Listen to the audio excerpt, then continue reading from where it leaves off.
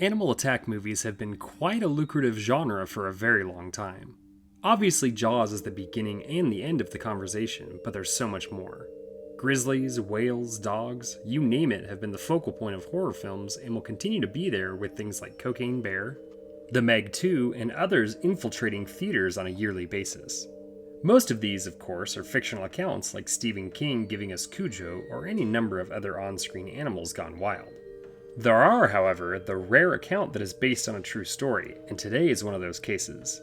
Alligators and crocodiles have been around forever, and while we have been blessed with awesome fictional horror like Crawl, Alligator, and Killer Crocodile, Black Water is actually based on the harrowing and tragic events that took place in northern Australia in December of 2003. While the movie was a modest indie hit, how faithful was it in telling the true story? Make sure the tree you're hiding in is high enough as we find out what really happened to Black Water.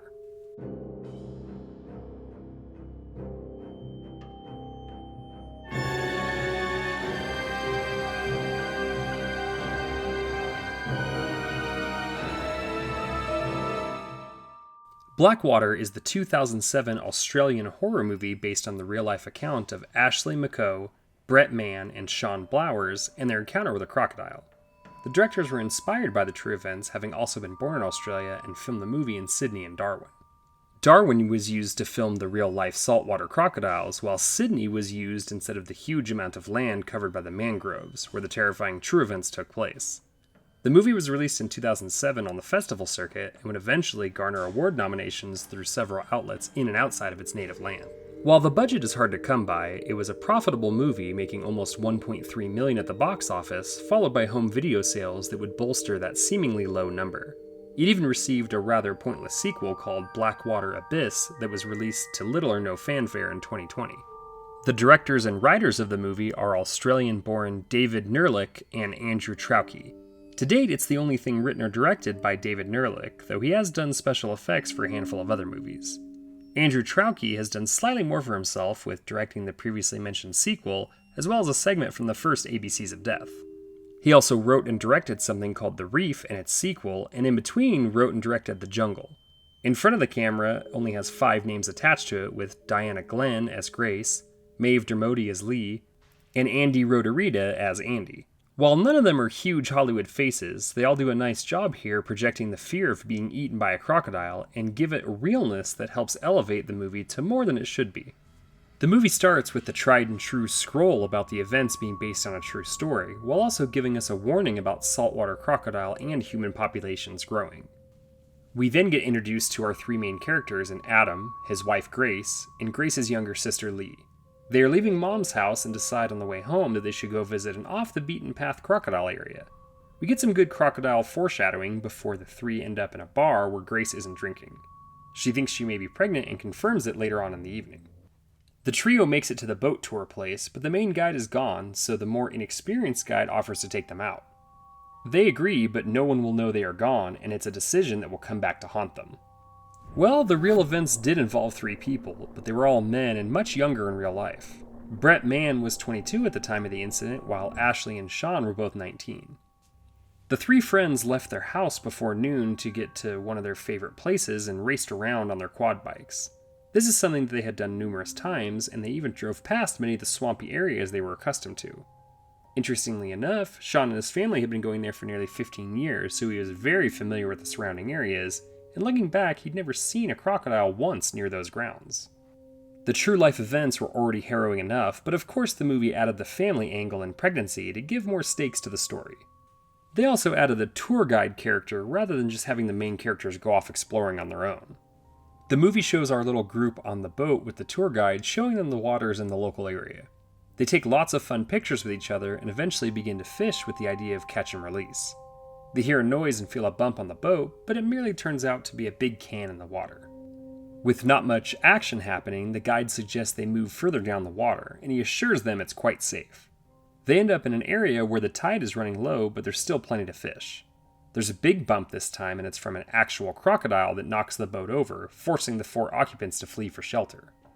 Lee struggles to get on the overturned boat while Adam and Grace make it up a tree while noticing that there is still a croc in the water hunting.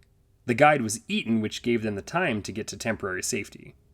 The three boys finished on their bikes and quads and decided to clean their clothes and gear in the water. While the water level was higher than normal, it was expected this time of year. They began messing around and throwing mud on each other when Sean noticed Brett losing his footing and began to be washed further downriver. The other two men went after him and ended up nearly a kilometer away from where they started and any dry land. The movie depicts a boat fishing excursion and tempting fate with an inexperienced guide, while the three adventurous men in real life had a simple twist of fate when one of them lost footing and the other two went after him. With some temporary reprieve and safety of a tree and a boat, the three family members try and figure out how to get together since they're separated and how to get the boat back up as it will be needed for an escape. They try and throw the rope from the boat first to pull it to the tree. The rope misses and Adam has to get it himself. The rope must be stuck on a log, so they tell Lee to swim for it.